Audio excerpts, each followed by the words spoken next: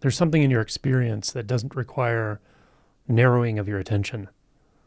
If you notice how your mind works, you'll notice that it narrows down onto certain memories or thoughts or experiences, or even in your sensory field, it'll narrow down onto something you're reading or something you're looking at or a television you're watching. Our nervous system is such that it can continue to narrow the focus of attention without ongoing conscious thought about doing that. So it stays narrowed very frequently. In fact, I would say, based on, or not based on, but like in reference to the book I wrote and the chapter specifically on attention, you at some point realize that the world of being a mind-identified person with an internal world with a past and a future, that experience, sometimes we summarize calling it ego, you realize that whole process requires us to have a very narrowed bandwidth of attention, and that narrowed bandwidth of attention is directed directly into thoughts.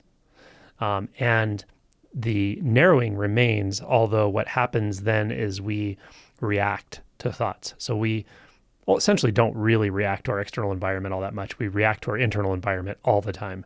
In fact, we can have a standing reaction. We can have like something like dissociation, which is a kind of shutdown. But if you look closely, you'll see that there is a sort of narrow bandwidth within the thought space, within the conscious space.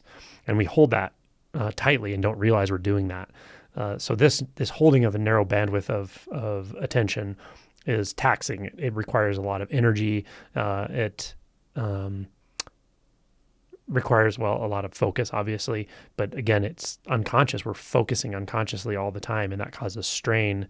But most importantly, it actually filters out a whole lot. It allows us to continue to process our experience through filters of separation, filters of self and other, filters of subject-object, filters of form and perception. So these fundamental filters and the more superficial filters, they're all allowed to continue to function, to apparently be, because we can keep that attention narrowed. So the gist of this is to just offer a simple practice to learn to experience right now or at any moment what is available when you don't narrow the attention. And a simple way of doing that is not starting by trying to widen your attention, but just noticing that the attention tends to be narrowed at times, maybe a lot of the time. So it could be narrowed into a thought, a memory. For instance, if right now you're listening to this and your mind is like wanting to argue with me or confused about what I'm saying, or even if it's saying, oh, this makes so much sense, I get it. Any of that's happening, that's a narrow bandwidth of attention that is kind of fixed in the mind, fixed into thoughts. Now, you may have a different kind of experience where your attention is actually in some emotion state. For instance, you may feel a reaction to what I'm saying, or you may just have a sort of standing or current experience of an emotion like frustration, anger, impatience, guilt, sadness, resentment, shame, any of these, right? So your attention can be kind of narrowly focused into an emotional experience. But in that case, it's usually a little bit more open. It's not as narrow as is required to keep ourselves really identified up in the mind, up in thought. A simple way of saying that is that part of your attention is actually in the body. When you're feeling an emotion, if you're feeling the emotion, then your attention is somewhat in the body. It may be intermittent, and there may be a predominant fixation of attention in thoughts and stories, even with an emotion. And early on, before we have emotional clarity, we think that's what emotions are, is thoughts about emotions and drama and stories and narratives and all the things, right? But the more we sort of wake up, the more we explore this space of the emotion body, the more we realize we can actually just drop our attention into the body more and more, even when there is emotion. And then it's something like, yeah, I know I'm feeling sadness, I know I'm feeling grief, but I don't really need to worry about the narrative right now. It's really just a present moment experience. And so what does it feel like just to feel grief, Feel it in my heart, feel it in my chest, maybe a little bit in the jaw, maybe down lower. Sometimes it's behind the eyes, right? whatever it is. So you start to notice, oh, there's these patterns of sensation. Now your aperture of attention is actually far more wide open, even though it may not quite seem that way. It is, but it's not completely wide open. And first of all, just noticing this, right? Noticing that our attention is narrow in thought. It's a little wider when we're in emotional experiences, and the more that emotional experience is being found in the body sense, the more sort of wide and maybe fluid and maybe sort of spacious the experience will be. And I don't mean dissociative spaciousness. I mean the spaciousness of penetration of sensation. It has a certain intimacy slash spaciousness, which is a little paradoxical, but you'll know what I mean as you start to really delve into emotional experiences in the body. And then at some point you may realize like, oh, wow, you can actually take in the whole body sense at once, right? Pretty wide bandwidth of attention. You can take in the body sense and even maybe the other senses simultaneously, right? You may hear sound in a kind of open aperture in the same way you hear the body feel the body in an open aperture or with an open aperture. So this is kind of the progression of it. But there's also a sort of quicker way, and that is notice these narrowed spaces of attention, and then realize you don't have to try to widen the attention necessarily. You can just ask yourself, well, what is it right now that requires no focus to experience?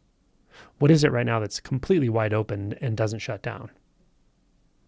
What is it that is available always? What is it that is not a specific thing, experience, sound, sensation, or thought right now? Doesn't mean it's nothing. It just means it's not anything specific. Or you can even ask, what does it feel like to experience a wide open aperture right now? Even if there's some experience of a narrow aperture at the same time. That's definitely possible. So these questions can kind of just drop you right into a deeper sense of presence. It's a deeper sense of mindfulness. So these questions are very helpful. What is it right now that is experienced when there's no narrowing of attention? When there's no mitigating of experience? You're not trying to change your experience or push it away or pull it toward you. It's a kind of equanimity. What is felt right here when there's total equanimity, meaning not picking and choosing, not keeping something in and pushing something out, not narrowing the bandwidth or the band of focus at all right now, not narrowing attention at all right now. What is experienced? And you'll taste it. It may be almost unnoticeable at first, but if you continue this practice throughout the day, while meditating, anytime, while falling off to sleep, you will notice that it becomes more and more noticeable, even at the same time as the mind is making noise or the attention seems to be focused into like an emotional experience. All that doesn't have to change. Just let it be there and then ask the question, what is it right here that is wide open? What is it that has no boundaries? What is it that can't be condensed into a focused experience? What is it that doesn't condense? What is it that doesn't contract, right? As I always say, these aren't meant to give you intellectual answers. They're meant to just attune to the truth of this. They're meant to attune to that which does not contract, doesn't feel narrowed, doesn't negate narrowing of attention, strangely. It can accommodate that. So it's rather fluid, sort of empty, but also intimate, always available, always here, always this. That's where I want to point you. And you can learn to point yourself to this as well. And it's very valuable. It's a very valuable practice. Very simple, doesn't require a bunch of steps. And the more you explore the nature of attention and how to use it and how to investigate it, the simpler all of this will get.